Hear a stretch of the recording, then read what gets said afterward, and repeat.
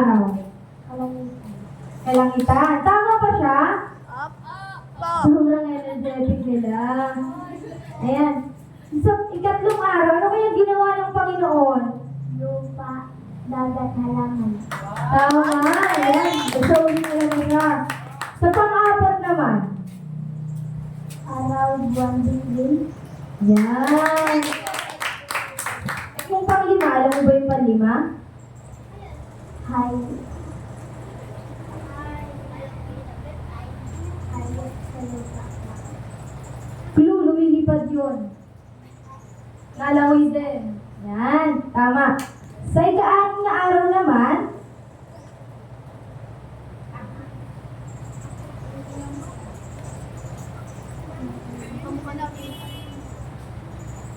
saan ito makikita?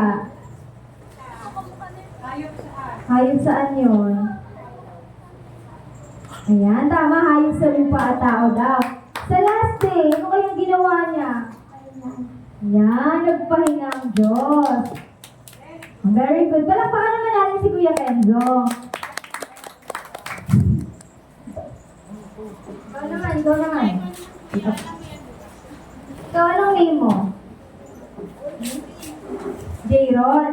Ayan, sa unang araw, anong ginawa ng Panginoon natin? Liwanag. Sa pangalawa, Kalangitan. kalangitan. Sa pangatlo, Lupa, dagat.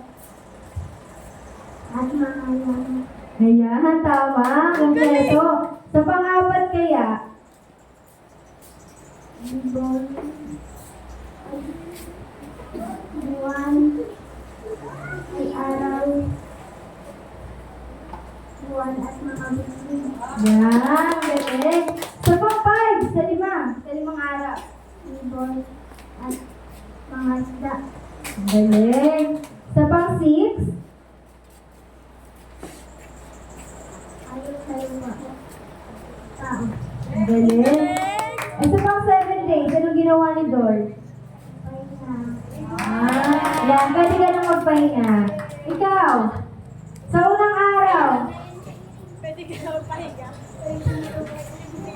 sa unang araw, anong ginawa ng Lord? Liwanag. Sa pangalawa, pangatlo,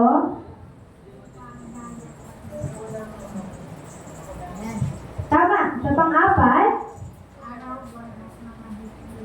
sa pang-lima, Ibon at mga isda. sa pang-6, Hayop sa lupa at tao. sa pang-7. Ayan. Makakapagpahinga na din siya. Si Nene naman. Nene, sa pang-unang araw, anong ginawa ni Lord? Liwanag. Galing. Sa pangalawa, Kalangitan. galing na. Sa pangatlo, Lupa, dagat at mga halaman. wow. Sa pang-apat, Araw, buwan at mga bigay. panis. Ilan taon ka na? 6. Yan, sa pang-lima, anong ginawa ni Lord? Ibon at mga isda. Galing.